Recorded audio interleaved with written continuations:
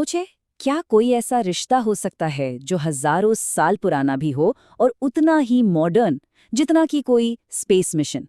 सुनने में थोड़ा अजीब लगता है ना, लेकिन भारत और यूएई की पार्टनरशिप की कहानी बिल्कुल ऐसी ही है। तो आज हम इसी अविश्वसनीय रिश्ते की परतें खोलने वाले हैं। एक ऐसा सफर जो पुराने व्यापारिक रास्तों से शुरू होकर आज दुनिया की सबसे तेजी से बढ़ती स्ट्रेटेजिक पार्टनरशिप में से एक बन चुका है। अच्छा, इस रिश्ते को समझने के लिए चलिए थोड़ा टाइम में पीछे चलते हैं। ये कहानी शुरू होती है कोई 4,500 साल पहले, जब सिंधु घाटी के व्यापारी खाड़ी के तटों पर कारोबार करते थे।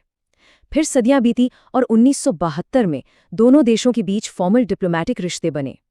लेकिन असली टर्निंग पॉइंट आया 2015 में, जब प्रधानमंत्री नरेंद्र मोदी ने यूएई का एक ऐतिहासिक दौरा किया।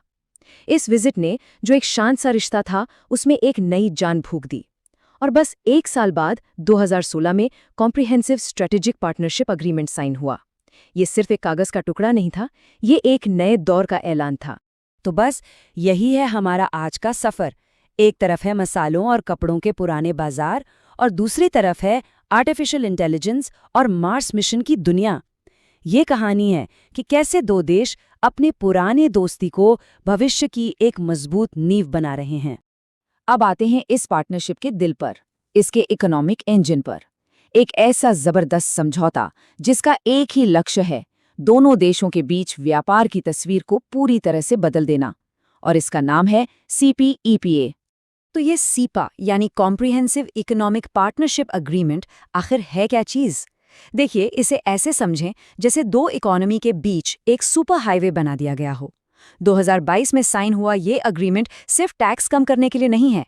नहीं, ये इंडियन कंपनीज को यूएई के मार्केट में और यूएई के इन्वेस्टर्स को इंडिया में एक जबरदस्त एक्सेस देता है।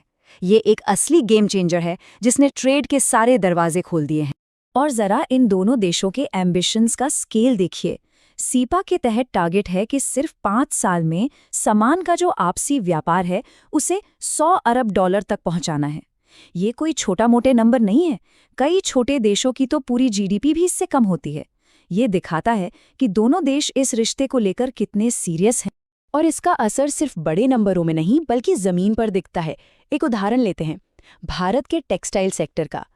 यूएई का 5% इंपोर्ट ड्यूटी का हटना, इसका सीधा मतलब है कि तिरुपुर में बनी एक टी-शर्ट अब दुबई के मॉल में और भी सस्ते में बिक सकती है।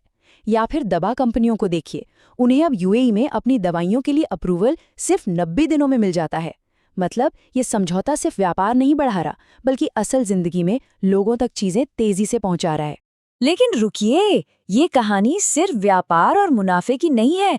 ये पार्टनरशिप एनर्जी के भविष्य को, एक सस्टेनेबल दुनिया को आकार देने के बारे में भी है, जो हम सबके लिए बहुत जरूरी है। यहाँ एक बहुत दिलचस्प बात है। एक तरफ यूएई भारत का तीसरा सबसे बड़ा तेल सप्लायर है, मतलब भारत की इकोनॉमी का पहिया चलता रहे, इसकी एनर्जी सिक्योरिटी पक्की करता है। और वहीं दूसरी तरफ यही दोनों देश मिलकर भविष्य की एनर्जी यानी सोलर, विंड और खास तौर पर ग्रीन हाइड्रोजन जैसी टेक्नोलॉजी में भारी निवेश कर रहे हैं। तो आज की ज़रूरतें भी पूरी हो रही हैं और कल के लिए एक साफ सुथरा रास्ता भी बन रहा है। और सबसे बढ़िया बात क्या है कि दोनों के लक्ष्य एक दूसरे से जुड़े हुए हैं। यूएई को 2030 तक अपनी रिन्यूएबल एनर्जी कैपेसिटी 3 गुना करनी है और भारत का टारगेट है 500 gigawatt non fossil fuel capacity हासिल करना। और ये सिर्फ अपने अपने देश में काम नहीं कर रहे, बल्कि इंटरनेशनल सोलर अलायंस जैसे प्लेटफॉर्म्स पर दुनिया को साथ ला रहे हैं और ग्रीन हाइड्रोजन जैसी फ्यूचर टेक्नोलॉजी पर भी हाथ मिला चुके हैं। अच्छा, ट्रेड हो गया, एनर्जी हो गई। अब चलते हैं इस रिश्ते के एक और भी ज्यादा रोमांचक पहलू की तरफ। वो है टेक्नोलॉजी, डिफेंस और स्पेस का मोर्चा, जहां एक मजबूत गठबंधन तैयार हो रहा है। जरा इस आंकड़े पर गौर कीजिए, $75 अरब। ये वो रकम है जो यूएई ने भारत के इंफ्रास्ट्रक्चर में इन्वेस्ट करने का वादा किया है। मतलब पोर्ट्स, सड़कें, लॉजिस्टिक्स। ये पैसा सिर्फ ईंट और सीमेंट में नहीं लग रहा, नहीं, ये असल में वो फिजिकल पुल बना रहा है जो दोनों इकोनॉमी को और भी मजबूती से जोड़ देगा। और ये सहयोग कितना फैला हुआ है, इसका अंदाजा लगाइए। जमीन, समंदर, हवा, यहाँ तक कि साइबर स्पेस और आउटर स्पेस तक। डेजर्ट फ्लैग जैसी मिलिट्री एक्सरसाइज में दोनों देशों की एयरफोर्स साथ में ट्रेनिंग करती हैं। साइबर सिक्योरिटी एक्सपर्ट्स मिलकर डिजिटल दुनिया को सेफ बनाते हैं।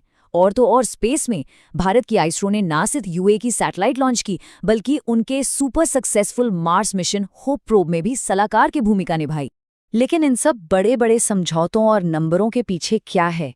इस रिश्ते की असली ताकत क्या है? वो है लोगों का आपसी जुड़ाव, वो सबसे मजबूत पुल जो इन दो कल्चर को जोड़ता है। 35 लाख, सोचिए, 35 लाख भारतीय यूएई में रहते और काम करते हैं। ये वहाँ का सबसे बड़ा प्रवासी समुदाय है। लेकिन ये सिर्फ वर्कर्स या प्रोफेशनल्स नहीं है, ये भारत के कल्चरल एम्बेसडर है। वो अपने साथ भारत के रंग, स्वाद और परंपराएं लेकर जाते हैं और वहाँ के समाज का एक जरूरी हिस्सा बन चुके हैं। और उनका इकोनॉमिक इम्पैक्ट वो तो जबरदस्त है। हर साल ये कम्युनिटी लगभग 18 अरब डॉलर भारत में अपने परिवारों को भेजती है। ये सिर्फ पैसा नहीं है, ये भारत के छोटे शहरों और गांवों में बच्चों की पढ़ाई है, बेहतर हेल्थ केयर है, नए मौके हैं। ये वो लाइफलाइन है जो दुबई की किसी ऊंची बिल्डिंग में काम करने वाले मजदूर को सीधे केरल में उसके परिवार की खुशियों से जोड़ती है। तो नतीजा ये है कि ये पार्टनरशिप अब सिर्फ सरकारों के बीच नहीं, बल्कि लोगों के दिलों में बस चुकी है। अबू धाबी में आईआईटी दिल्ली का कैंपस खुलना ये एक मील का पत्थर है। यूएई के सिनेमाघरों में बॉलीवुड फिल्में हाउसफुल चलती हैं। योग से लेकर इंडियन खाने तक सब कुछ वहाँ की लाइफस्टाइल का हिस्सा है। और हाल ही में अबू धाबी में पहले पारंपरिक हिंदू मंदिर का उद्घाटन, ये तो गहरे सम्मान का सबसे बड़ा प्रतीक है। तो जब हम भारत और यूएई की इस पूरी कहानी को देखते हैं, जो पुराने इतिहास, आज की आर्थिक ज़रूरतों और गहरे मानवीय रिश्तों पर बनी है, तो एक बड़ा सवाल उठता है। क्या ये साझेदारी सिर्फ दो देशों की दोस्ती की एक मिसाल है, या फिर ये 21वीं सदी में दुनिया के लिए एक नया शक्तिशाली ब्लूप्रिंट है, एक मॉडल जो ये दिखा रहा है कि भविष्य के रिश्ते कैसे बनाए जाते हैं?